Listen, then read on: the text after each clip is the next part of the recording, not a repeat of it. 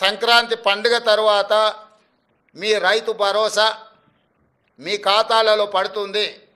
విధి విధానాలకు సంబంధించి మంత్రివర్గ ఉపసంఘమేశనం బట్టి విక్రమార్క గారు, పొంగులేటి శ్రీనివాసరెడ్డి గారు, తుమ్మల నాగేశ్వరరావు గారు ఇతర మంత్రుల చేత మంత్రివర్గ ఉపసంఘాన్ని విధి విధానాలను ఖరారు చేయడానికి వేసినాం.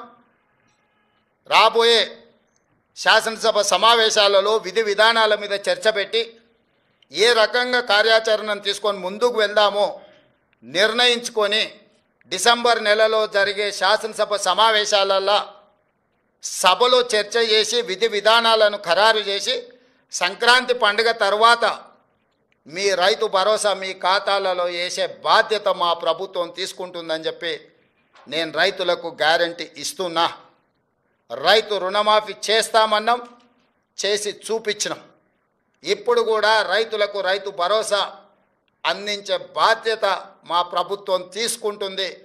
దీనికి సంబంధించి శాసనసభలో చర్చలు చేసి మంత్రివర్గ ఉపసంఘం ఇచ్చే నివేదికను శాసనసభలో ప్రవేశపెట్టి విధి విధానాలను ఖరారు చేసి రైతు భరోసా పథకం కొనసాగుతుంది. మారీచులను మారువేషంలో వచ్చే వాళ్ళను అది బీఆర్ఎస్ వల్ల బీజేపీ వల్ల చూడకండి, నమ్మకండి, వాళ్ళ మాటలు వినకండి.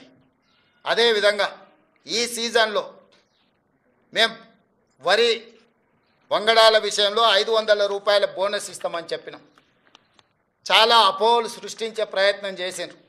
ఎవరయ్యా అంటే గతంలో వరేస్తే ఉరేసుకున్నట్టే కొనుగోలు కేంద్రాలే ఉండవు, కొనుగోలు కేంద్రాలు ఎత్తేసినాము, ఎవరు పండించుకుంటే వాళ్ళ కర్మ అని చంద్రశేఖరరావు గారు ముఖ్యమంత్రిగా అధికారికంగా వారే మాట్లాడి చెప్పారు. ఒకటి కొనుగోలు కేంద్రాలు మూసేస్తున్నాం, కేంద్రం కొనడం లేదు కాబట్టి మేము కూడా కొనడం లేదని బాధ్యత కలిగిన ఆనాటి ముఖ్యమంత్రి గారే మాట్లాడినరు. ఆ తర్వాత ఇంకా ఒక అడుగు ముందుకేసి ఒరేసుకుంటే ఉరేసుకున్నట్టే అది మీ కర్మ అని చంద్రశేఖరరావు గారు మాట్లాడినరు.